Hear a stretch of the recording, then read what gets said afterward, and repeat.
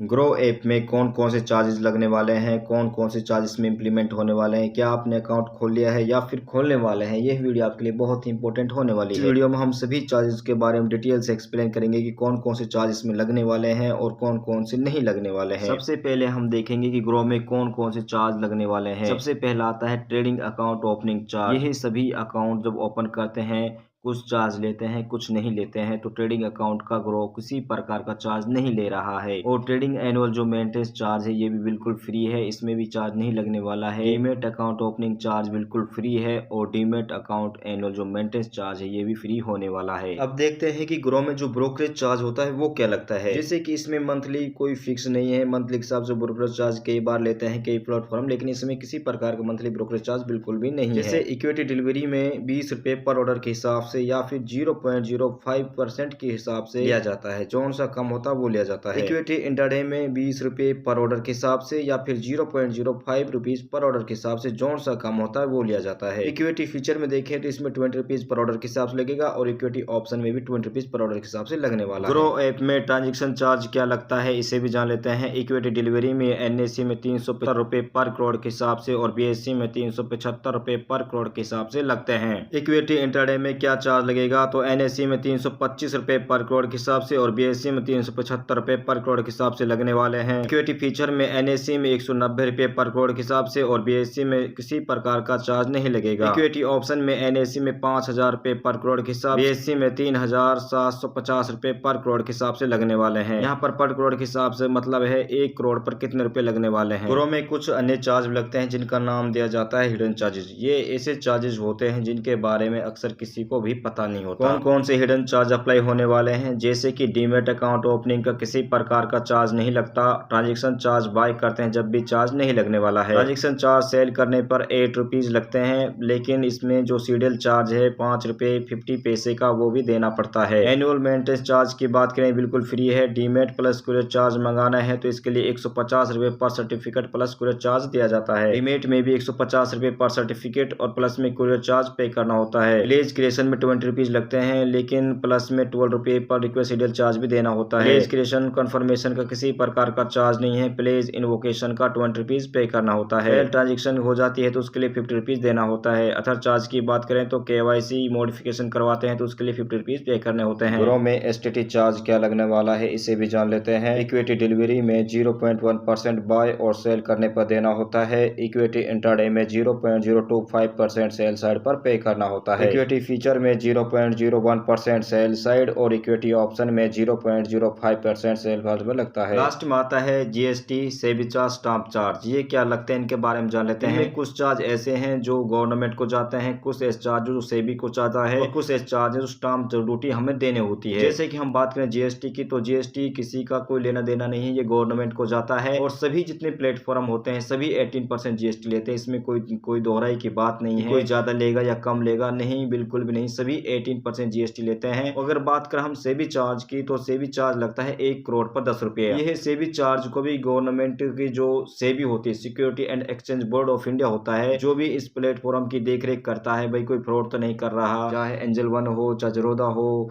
या फिर कोई भी प्लेटफॉर्म हो, किसी जो ट्रेडर होते हैं उनके साथ धोखा तो नहीं हो रहा या फिर उसके मैनिपुलेशन तो नहीं हो रहा, इसकी जो देखरेख करती है सेबी करती है। और लास्ट में आता है स्टाम्प ड्यूटी। इसे जैसे कोई हरियाणा का है तो हरियाणा के हिसाब से स्टाम्प ड्यूटी ली जाएगी, कोई राजस्थान के तो राजस्थान के हिसाब से, कोई दिल्ली से तो दिल्ली के हिसाब से स्टाम्प ड्यूटी वो ली जाएगी। लेकिन इन्होंने फिक्स कर रखी है, इसमें कोई दोहराई नहीं है कि किसी राज्य का हो जो भी इस प्लेटफॉर्म का यूज करेगा उसमें स्टाम्प ड्यूटी क्या लगेगी उसे जान लेते हैं। जैसे डिलीवरी में 0.015% लगने वाली है, इंट्राडे में 0.03% लगने वाली है, इक्विटी फीचर में 0.02% और इक्विटी ऑप्शन में 0.003% स्टाम्प ड्यूटी लगने वाली है।